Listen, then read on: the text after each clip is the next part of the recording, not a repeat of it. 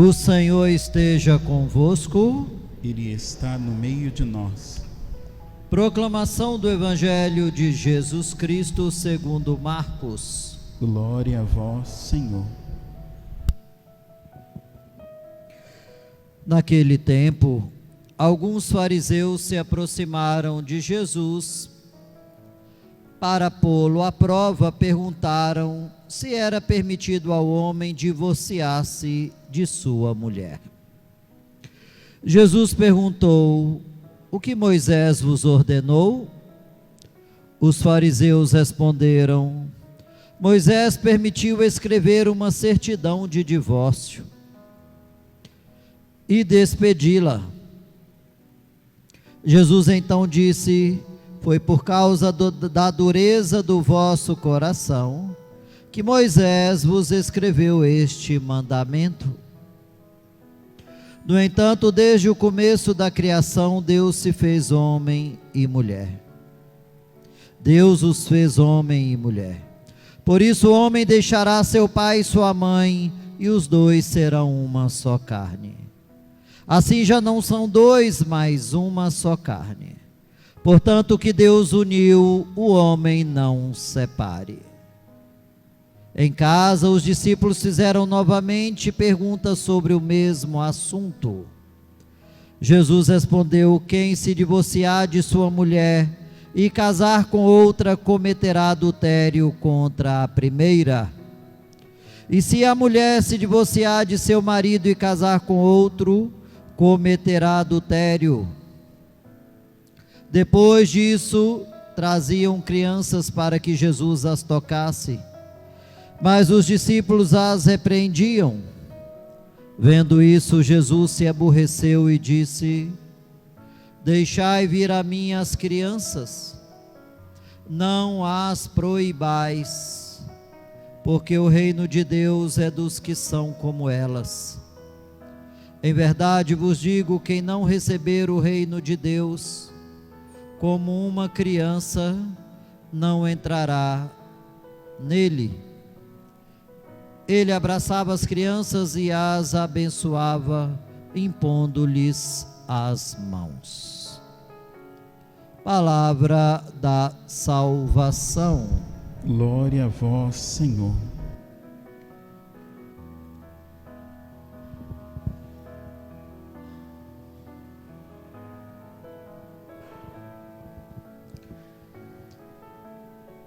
Deus criou o céu, a terra, os animais, criou Adão.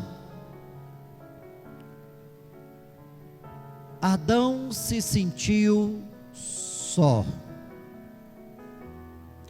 Deus então tirou da costela do Adão e fez a mulher. Alguns teólogos dizem que Deus tirou da costela de propósito, porque era o membro mais perto do coração, demonstrando assim o companheirismo da mulher para com o homem, porque ela estaria ao lado do homem. Também era a mulher quem aqueceria o coração do homem. Por isso a costela está perto do coração, para aquecer, e do lado. Então, as duas coisas. Os dois eram muito felizes, estavam no paraíso, não tinha dor, não tinha sofrimento. Mas houve um certo orgulho, no qual cegou aquele casal. Quando Eva disse que se eles comessem do fruto daquela árvore, eles conheceriam tudo, eles ficariam iguais a Deus. Nós temos que tomar muito cuidado com o orgulho, Porque todos nós herdamos isso de Adão e Eva. Então a serpente iludiu Eva, dizendo que ela ficaria igual a Deus. Ou seja, não precisaria obedecer, deixaria de ser serva para ser senhora.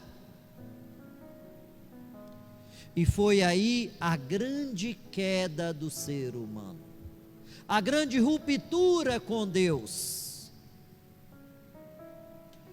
o grande divórcio com Deus.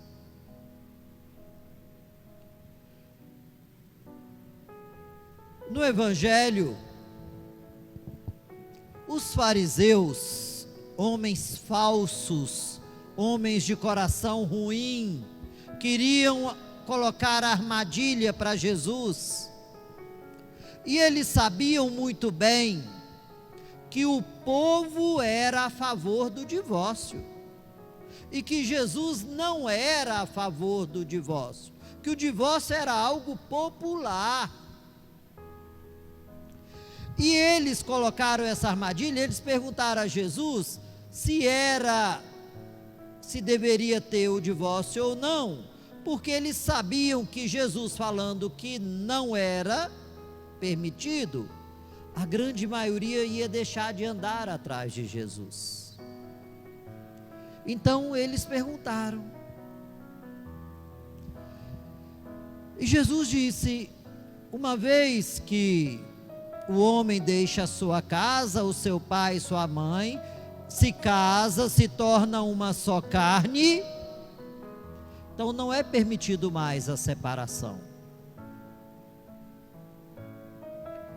E aí nós podemos entender que a questão de viver o matrimônio, claro, não é tão fácil assim.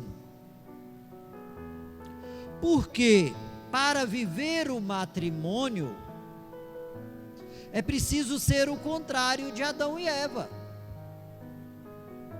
É preciso os dois sentarem num banquinho estreito, caber os dois no banquinho estreito.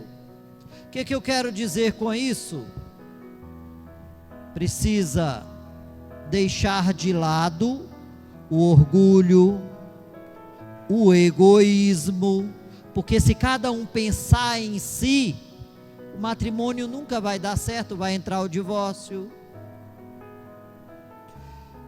O amor é preciso ter muito em alta sempre, porque o amor que eu falo, alguém pode falar, mas se casou, como é que não tem o amor? Porque é o amor que faz querer o outro ser feliz, é o amor que faz não usar o outro como objeto descartável, só como alguém que vai satisfazer os prazeres do outro, como alguém que vai ser quase um funcionário. Alguém um dia falou para mim: padre, um senhor já de quase 80 anos, padre, eu quero me casar, porque eu preciso de uma pessoa para lavar a minha roupa, para fazer a minha comida, para me dar os remédios na hora certa.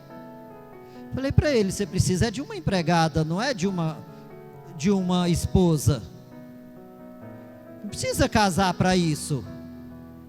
Paga um salário e tem uma empregada. Porque para lavar sua roupa, para dar o remédio na hora certa, para cozinhar, não precisa de esposa.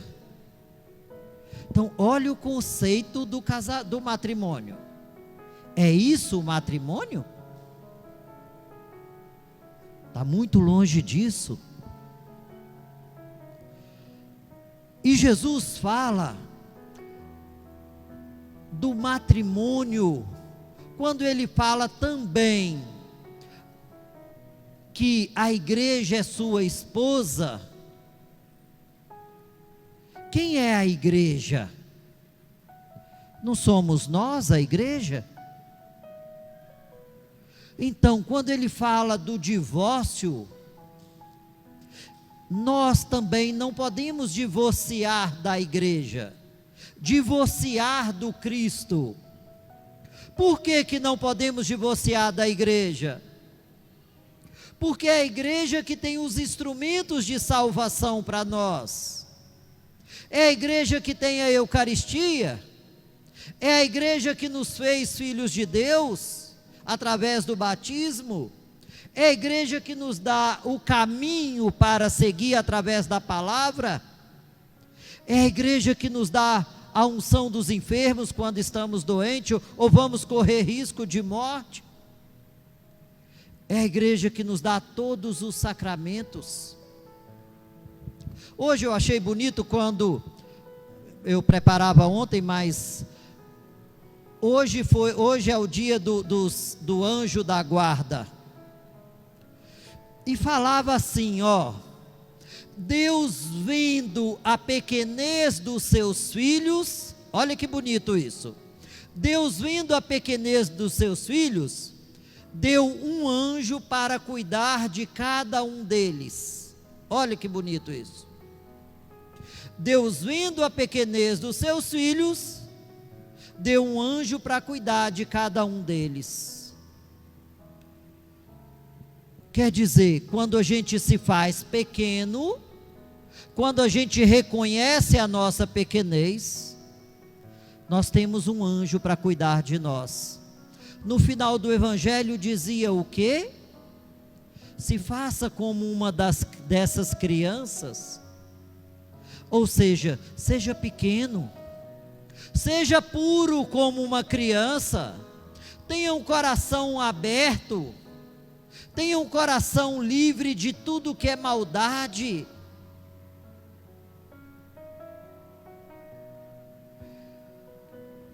Deixe o seu coração sempre limpo, sem julgamento, sem discórdia, sem ódio.